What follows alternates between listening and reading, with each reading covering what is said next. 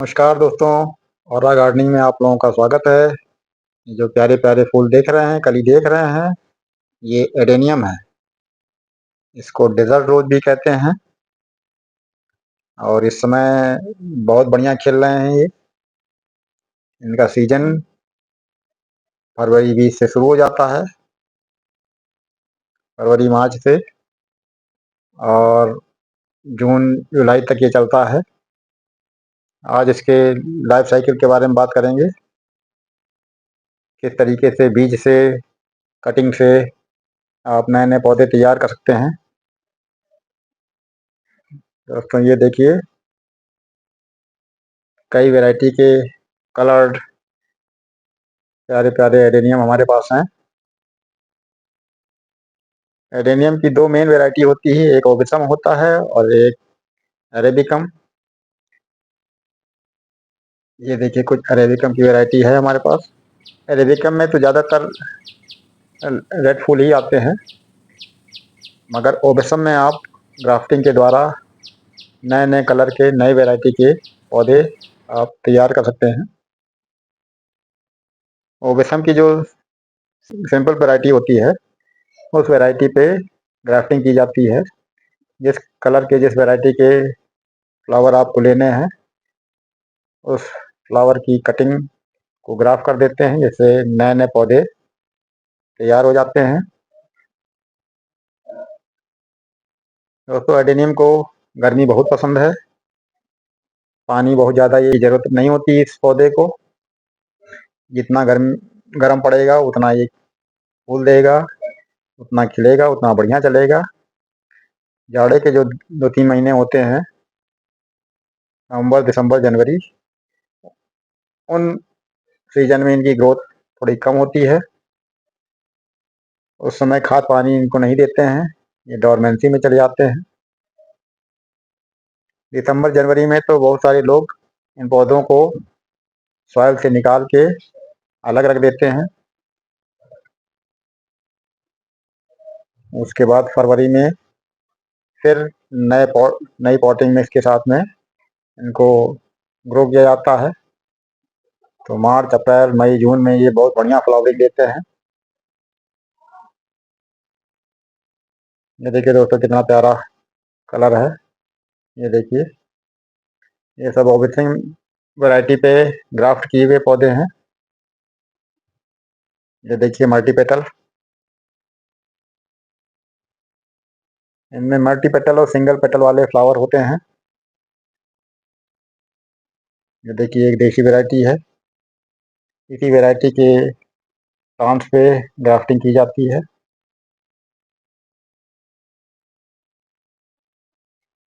ये देखिए दोस्तों, कितना प्यारा कलर है।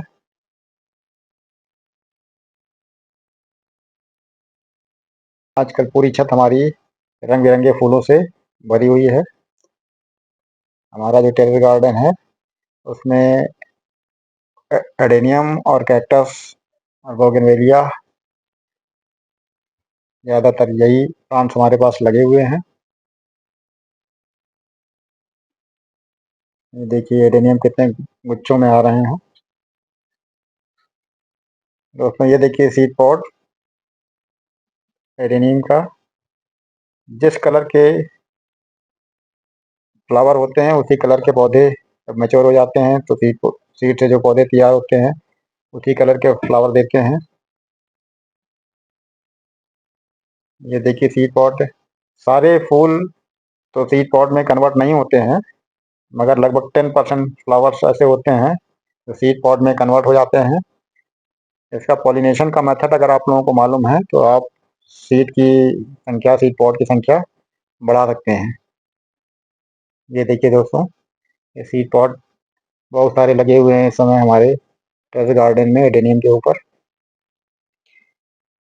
इसको लगभग महीना भर लग जाता है, 1 महीना लग जाता है मैच्योर होने में।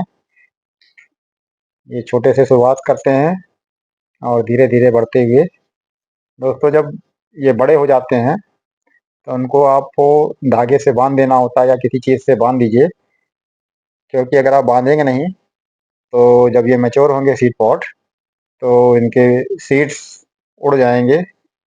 क्योंकि इनके दोनों तरफ पंख जैसी संरचना होती है, जिससे ये हवा के सहारे फिर उड़ जाते हैं।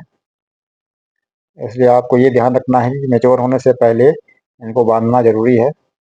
ये देखिए, ये मैच्योर होने वाला था, उससे पहले ही मैंने इसको बांध दिया था। और अब ये सीड पॉड पक गया है और इसको अब अलग कर लेते हैं।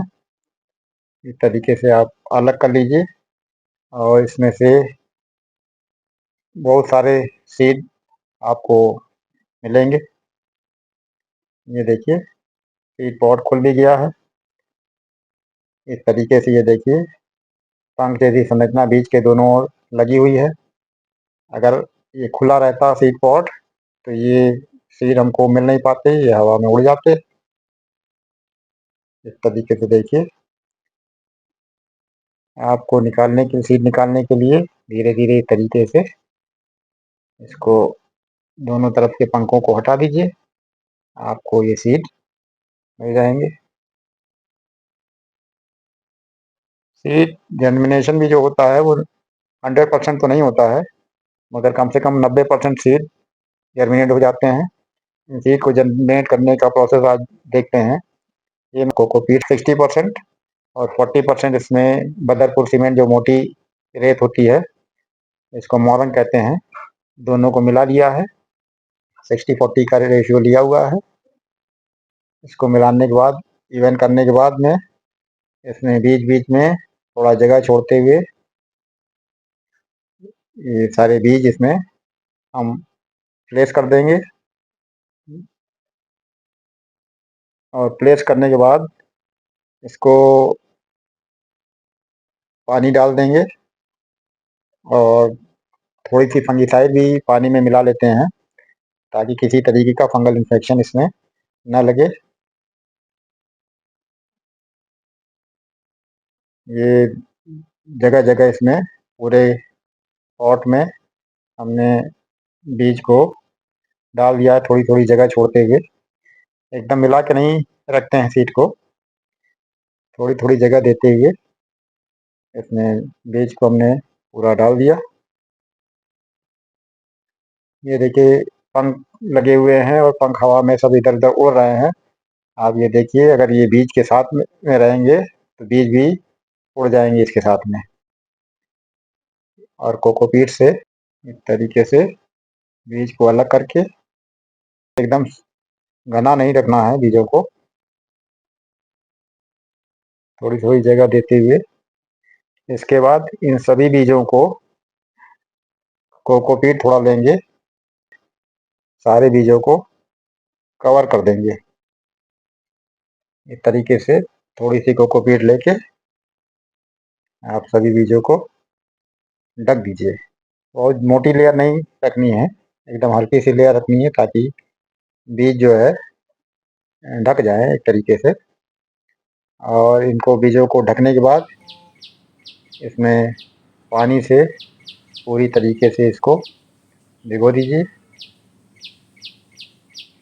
तो अगर कोई बीज बाहर आ गया है तो उसको आप हाथ से ढक दीजिए दोबारा। इसको ढकने के बाद में ये देखिए, लगभग एक महीने बाद इस तरीके से निकल आते हैं एडेनियम। और लगभग ये 3 महीने बाद इस तरीके से ग्रोथ हो जाती है एडेनियम की। और इन एडेनियम्स में जो फ्लावरिंग शुरू होती है वो लगभग 2 साल का समय लग जाता है इसमें। ये जो प्लांट हैं ये तो काफ़ी पुराने हैं हमारे पास। कई प्लांट तो 10-10 साल पुराने प्लांट हैं हमारे पास। ये लगभग 10 साल पुराना प्लांट है और इस समय बहुत बढ़िया लगते हैं, जिस समय पूरे खिले हुए होते हैं। तो दोस्तों, आप इसको जो है कटिंग से भी लगा सकते हैं, बीज से भी ग्रो होते हैं, कटिंग से भी ग्रो होते हैं। ये कटिंग को आप बदरपुर सीमेंट में आप 2-3 दिन के लिए छाए में सुखा के उसमें गाड़ दीजिए। लगभग 15-20 दिनों में उसमें जड़ें आ जाती हैं। दोस्तों, आजकल हमारे टेरेस में एडेनियम में बहुत सारे फूल निकल रहे हैं और इन फूल से सीड पॉट भी तैयार हो रहे हैं। सीड पॉट से जो सीड्स कलेक्ट होंगे उससे नए नए पौधे तैयार होंगे और वो जो रूट स्टॉक हमारा होगा उसको ग्राफ्टिंग में और नए पौधे तैयार करने में मैं यूज करूँगा। चलिए दोस्तों, फिर मिलेंगे किसी नए वीडियो में नई जानकारी के साथ। तब तक के लिए जय हिंद, जय भारत।